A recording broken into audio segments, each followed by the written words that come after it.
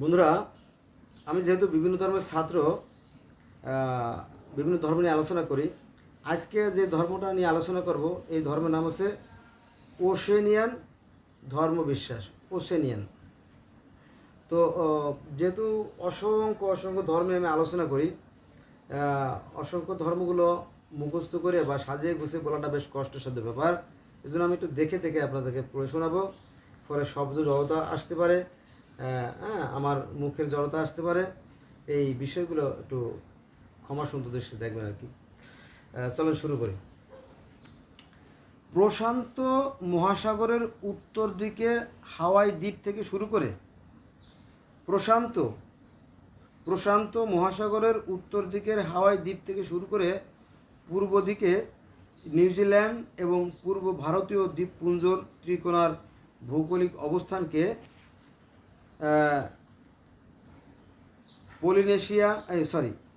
Polynesian দ্বীপপুঞ্জ বলা হয়।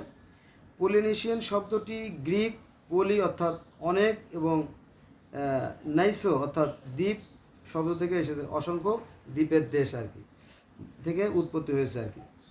পলিনেশিয়া, ওশেনিয়া এবং মেলানেশিয়া নামের দ্বীপগুলোকে শুধুমাত্র প্রশান্ত মহাসাগরের অবস্থান নির্দেশ বলেই ভিন্ন নামে শ্রেণীবদ্ধ করা হয়েছে। প্রশান্ত মহাসাগর ও দক্ষিণ চীন সাগরের ছোট বড় দ্বীপসমূহের ভৌগোলিক পরিচয়কে বৃহত্তম আঙ্গিকে ওশেনিয়া এবং মানুষদের মূলত মেলানেশিয়ান বলা হয়। বর্তমানে সম্ভবত মালয়েশিয়া, জানেন তো, তাই না? অনেক হাজার হাজার দ্বীপের সমন্বয়ে গঠিত যে দেশ, ও দেশে বহু দ্বীপ আছে। দক্ষিণ পূর্ব এশিয়া অঞ্চল থেকে আনুমানিক 30,000 বছর পূর্বে মৎস্য শিকারজীবীরা ওই সমস্ত সাগর জলের বিচ্ছিন্ন দূরবর্তী দুভাগে কেমন করে যে পৌঁছেছিল, সেটা যেমন বিস্ময়কর, তার চেয়েও বিস্ময়কর হচ্ছে তাদের অনুভূত স্মৃত সাংস্কৃতিক স্থানিক বৈচিত্র্যের মধ্যে এক ধরনের ঐক্যের উপস্থিতি। এই যে দ্বীপগুলো আছে, মালয়েশিয়া বা ইন্দোনেশিয়া, এই সমস্ত অঞ্চলে যে হাজার হাজার দ্বীপের সমন্বয়ে গঠিত ইন্দোনেশিয়া রাষ্ট্র, তো দেখবেন যে বিভিন্ন দ্বীপে মানুষ বসবাস করে। সব দ্বীপে বাস করে না যদিও, তাদের মধ্যেও একটা মিল অমিল খুঁজে পাওয়া যায়। তো এখানে এই লেখক অবাক হচ্ছেন যে তারা কিভাবে এই সমস্ত দুর্গম, এই কঠিন জটিল যে দ্বীপগুলো আছে সেখানে তারা আসছিল, সেটা আমরা বলতে পারবো না। হাজার হাজার বছর পূর্বে ওশেনিয়ানদের মধ্যে যে বিশ্বাস সংস্কৃতি জন্ম হয়েছিল, তা এখনও টিকে আছে। এই যে বিশ্বাস থেকে ধর্মের সৃষ্টি, তো হাজার হাজার বছর আগে, কত হাজার বছর আগে, সেটার কোনো দিক নির্দেশনা নাই, সে কথা বলা হয়েছে। তো হাজার হাজার বছর আগে কখন কোন সময় থেকে যে এই মানুষের আবির্ভাব পৃথিবীতে, তা আসলে বলাটা বেশ মুশকিল। তাই বলা হয়েছে হাজার হাজার বছর পূর্বে ওশেনিয়ানদের মধ্যে যে বিশ্বাস সংস্কৃতি জন্ম হয়েছিল, তা এখনও টিকে আছে, এখনও সেই বিশ্বাস তারা পালন করে আর কি। ওই যে বিভিন্ন ধরনের দ্বীপে বিভিন্ন ধরনের কালচার, বিভিন্ন ধরনের সংস্কৃতি, বিভিন্ন ধরনের ধর্মীয় অনুষ্ঠান ইত্যাদি ইত্যাদি এখনও বিদ্যমান। ওই দেশে কিন্তু সব ধরনের মানুষ আছে। যাক, যদিও খ্রিস্ট ধর্ম অনেক ক্ষেত্রেই মূল ধর্ম বিশ্বাসের স্থান দখল করে নিয়েছে, এতে করে ওশেনিয়ানদের মূল ধর্ম দর্শনের মধ্যে খ্রিস্ট ধর্ম এসে যুক্ত হয়েছে। বন্ধুরা, খ্রিস্ট ধর্ম তো একসময় ছিলই না, তারপর আস্তে আস্তে যেহেতু তারা বিত্তবান, সম্পদশালী এবং জ্ঞানী গুণেও তারা অনেক শক্তিশালী, ফলে আস্তে আস্তে আস্তে আস্তে আস্তে গোটা পৃথিবীতে এই খ্রিস্টান ধর্ম এখন জয় জয়কার। আমরা জানি যে বর্তমানে আজকে চলতেছে 7/8/2024 সাল। বর্তমানে পৃথিবীতে প্রথম স্থান অধিকার করে আছে কি এই খ্রিস্ট ধর্ম আর কি। তো এরা টাকা দিয়ে যারা গরিব মানুষ আছে তাদেরকে খ্রিস্টান বানায় ফেলায় আর কি। এভাবে তাদের যেহেতু শক্তি আছে, ক্ষমতা আছে, টাকা আছে, তারা আর মানুষও কি নিরাপত্তার জন্য দল চেঞ্জ করে ফেলে আর কি, ধর্ম চেঞ্জ করে ফেলে, এমন কি বিষয়টা আর কি। তো যাক, তো এই মুসলিম ধর্মে যদিও খ্রিস্টান ধর্মের প্রভাবে অনেক খ্রিস্টান হয়ে গেছে, কিন্তু সেই মূল ধারার যে সনাতন যে ধর্ম, অর্থাৎ ওসেনিয়ান যে ধর্ম, ওসেনিয়ান ধর্ম বিশ্বাস, সেটি কিন্তু আজও টিকে আছে। এটা হয়তো অনেকে জানে না, আবার যারা ওই দেশে আছে বা যায় তারা জানে। আচ্ছা, খ্রিস্ট ধর্ম ওসেনিয়ানদের জীবন প্রণালীতে জোরে সোরে প্রবেশ করলেও ওসেনিয়ারা কিন্তু তাদের যে ঐতিহ্যগত ধর্মের প্রধান দুই উপাদান ভূত বিচরণকারী ওঝাকে নিজ নিজ ধর্মে বিশ্বাসের অলিন্দে রেখেছেন। তো ধর্মের ভিতরে একটা মিশ্রণ ঘটছে আর কি, প্রত্যেকটা ধর্মের ভিতরে একটা মিশ্রণ আছে। হ্যাঁ, এই জিনিসগুলো বোঝা উচিত। আমাদের মধ্যে যেমন মনে করেন যে এই আমাদের বাংলাদেশের 64 ডিস্ট্রিক্টে 64টি ধর্মের পীর আছে, একজনের সাথে আরেকজনের কোনো মিল নাই। আবার এই ক্ষুদ্র বাংলাদেশের 70টা ইসলামী রাজনৈতিক দল আছে, একজন মিল নাই। কয়দিন আগে তো ইসলাম ধর্ম ভেঙে দুই টুকরো হয়ে গেল, আছে সাতপন্থী, এটা আছে জুবাইরপন্থী। হ্যাঁ, এরমটি আর কি। তারপরে তো শিয়া সুন্নি মুতাজিলা আছেই। হ্যাঁ, আমাদের মুসলিম জামাতের সাথে বিশাল এক কর্মযজ্ঞ হয়ে গেল, অনেক লোক মারা গেল, আগুনে বাড়ি পোড়াই দিল, এই যে কয়েকদিন আগের ঘটনা আর কি। এরকম দ্বন্দ্ব লেগেই আছে ধর্মের ভিতরে আর কি। দেখ, সেখানে আমরা যাবো না। তো এই খ্রিস্টান ধর্ম যদিও এই মালয়েশিয়া, ইন্দোনেশিয়া এসব জায়গায় খ্রিস্টান ধর্ম আছে, মুসলমানও আছে, আবার সেই প্রাচীন ধর্মের যে কৃষ্টি কালচার সেগুলো তারা ই করে আর কি, পালন করে। মেলানেশিয়ানদের বিশ্বাস মৃত্যু পরবর্তী জীবনে আত্মা ভূতের আকৃতি নিয়ে থাকে। ওই যে মানুষ মারা যাওয়ার পরে তার যে আত্মা, সেই আত্মা আসলে কি নষ্ট হয় না, ধ্বংস হয় না, তাই না? সেই আত্মা বিলুপ্ত হয় না, সেটা চলে যায় আত্মার জগৎ, এরকমটি বিষয়টা আর কি। তো নিউগিনির টপ পিসিন ভাষায় একে বলা হয় মাসালাই। আমি আবার বলি না, মেলানেশিয়ানদের বিশ্বাস মৃত্যুর পরবর্তী জীবনে, মরার পরে আত্মা ভূতের আকৃতি নিয়ে থাকে, অর্থাৎ এই আত্মাগুলো মরে না। যেমন আমাদের ইসলাম ধর্মে আছে যে ভালো আত্মাগুলো চলে যায় ইল্লিনে, আর মন্দ আত্মাগুলো চলে যায় সিজিনে, কর্মফল অনুযায়ী। অথবা এরকম, যদিও কোরআনের আযাবের বিষয়টা, এই কবরের আযাবের বিষয়টা কোরআনে নাই, কিন্তু আলেমরা বলে থাকে যে যারা সৎকর্মশীল তাদের জান্নাত থেকে একটা রাস্তা তার কবরে চলে আসবে, আর যদি অসৎ হয় তাহলে জাহান্নাম থেকে একটা রাস্তা তার কবরে চলে আসবে, এরকম বলে। যদিও কবরের আযাবের কথা কোরআনে নাই। এরকম তো বিশ্বাস আর কি, এক ধর্মে একরকম বিশ্বাস আছে। তো ওই মেলানেশিয়ানদের বিশ্বাস যে মানুষ মরে না, মানুষের এই আত্মা হয়তো স্বর্গলোকে অথবা ভূতলোকে চলে যায়। যদি ভালো আত্মা হয় তাহলে সে নির্মাণ লাভ করে, আর যদি মন্দ আত্মা হয় তার জন্য শাস্তি আছে, সে ভূত হয়ে যায় এবং মানুষের মধ্যে সে ঘুরে বেড়ায়, অতৃপ্ত আত্মা। আমাদের এই সে মনে হয় বিএ ক্লাসে একটা ডিগ্রিতে, যখন ডিগ্রিতে পড়তাম তখন রবীন্দ্রনাথের লেখা একটা প্রবন্ধ, যৌতুগৃহ নামে একটা প্রবন্ধের কথা মনে পড়ে গেল আর কি। কথা প্রসঙ্গে কথা ওঠে তো যৌতুগৃহ, অর্থাৎ সেই ভূতের কথা, ভূতের কাহিনী নিয়ে একটা গল্প প্রবন্ধ, সেটা মনে পড়ে গেল আর কি, এরকম আর কি। তো যাই হোক, তো মৃত মানুষের আত্মা থেকে রূপ নেয়া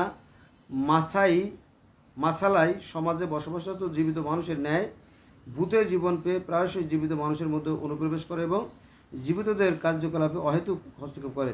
মানে এই যে সমস্ত অতৃপ্ত আত্মা, আমাদের ইসলাম ধর্মের বা মুসলমান ধর্মের একটা কাহিনী আছে যে যদি কোনো মানুষ গলায় দড়িয়ে মারা যায় বা বিষ খেয়ে মারা যায়, তখন ওই সে তো আর জীবনে পূর্ণতা পাইল না, তার জীবন তো অতৃপ্ত রয়ে গেল, তাই না? মনে করেন যে বিয়ে করছে নতুন, বোর সাথে ঝগড়া করে, আমার একটা আপন স্বাস্থ্য ভাই ছিল, বাসরাতে উনি গলায় দড়িয়ে মারা যায়, বলে এই অতৃপ্ত আত্মাগুলো মানুষের মধ্যেই ঘুরে বেড়ায়, অতৃপ্ত কষ্ট নিয়ে, এরকম তো একটা বিশ্বাস মানুষের মধ্যে আছে।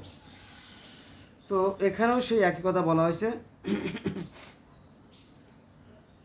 যে এই অতৃপ্ত আত্মাগুলো কি করে মানুষের মধ্যে, মানব সমাজে তারা প্রবেশ করে, মানুষের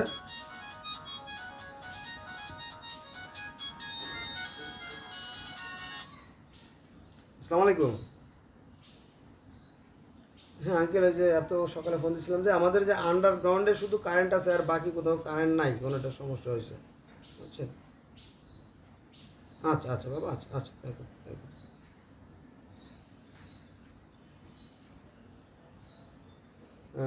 ফোনটা ধরা জরুরি ছিল, কারণ খুবই সিরিয়াস ব্যাপার। 10তলা বিল্ডিং, তো 10তলা বিল্ডিংয়ের শুধু আন্ডারগ্রাউন্ডে কারেন্ট আছে, আর বাকি কোনো তলায় কারেন্ট নাই। দোকানপাট এখন খুলবে তো, মার্কেট, আমি একটা মার্কেটের ম্যানেজার হিসেবে আছি। তো এটা খুব দরকারি ছিল, জন্য ওনারা আমি ফোন দিয়েছিলাম 5টার সময়।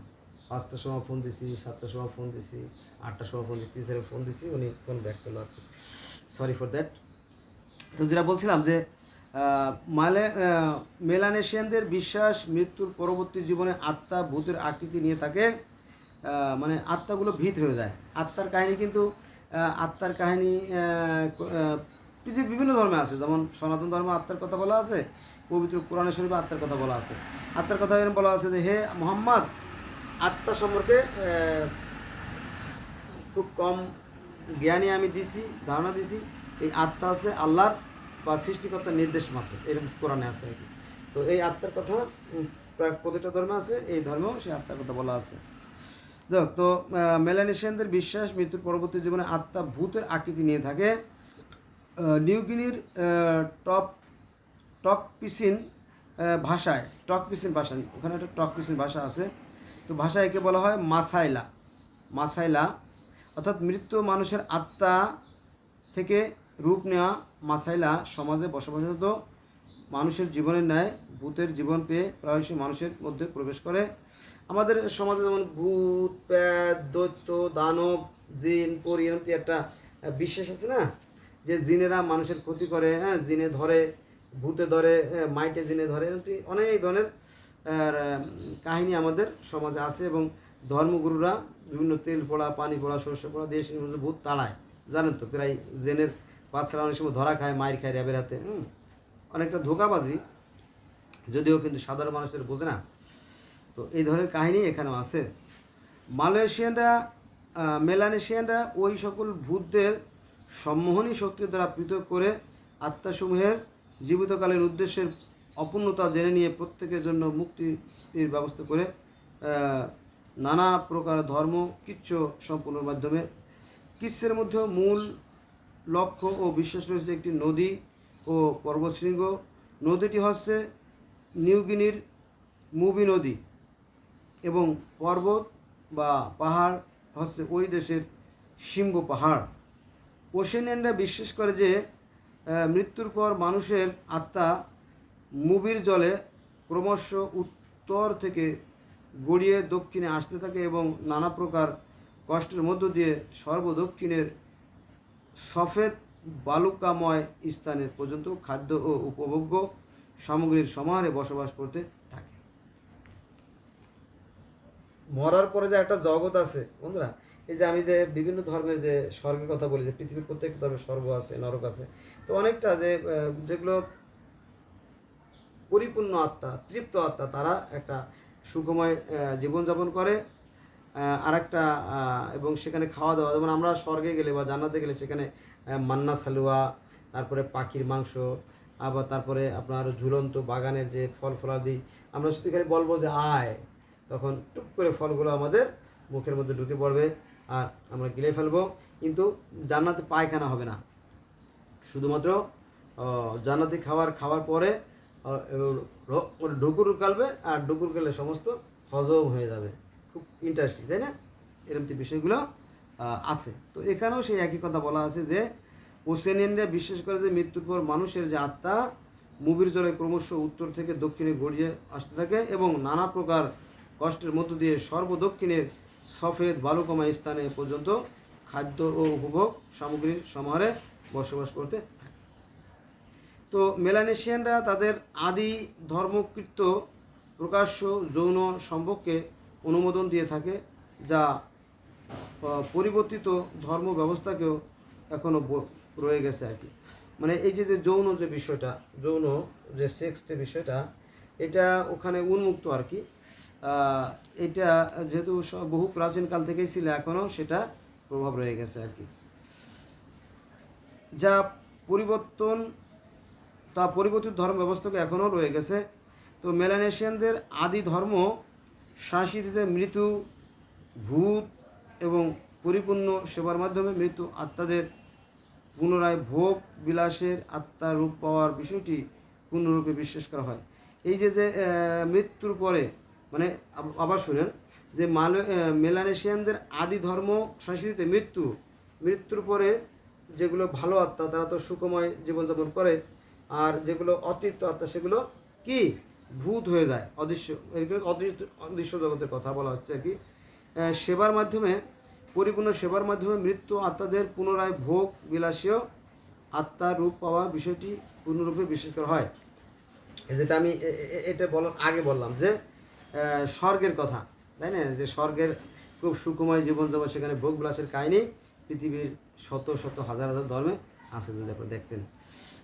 আমাদের ইসলাম ধর্ম স্বর্গ আছে, ইহুদি ধর্মের স্বর্গ আছে, খ্রিস্টান ধর্মের স্বর্গ আছে, তারপরে আপনার গিলগামেশের মহাকাব্য স্বর্গ আছে, মিশরি ধর্মের স্বর্গ আছে, তাও ধর্মের স্বর্গ আছে, সিন্ধু ধর্মের স্বর্গ আছে, অ্যাজটেক ধর্মের স্বর্গ আছে, মায়ান ধর্মের স্বর্গ আছে, পার্সিয়ান ধর্মের স্বর্গ আছে, তারপরে আপনার গ্রিক ধর্মের স্বর্গ আছে, রোমান ধর্মের স্বর্গ আছে। হ্যাঁ, এবার পৃথিবীর অসংখ্য অসংখ্য ধর্মের স্বর্গ নরকের কথা বলা আছে।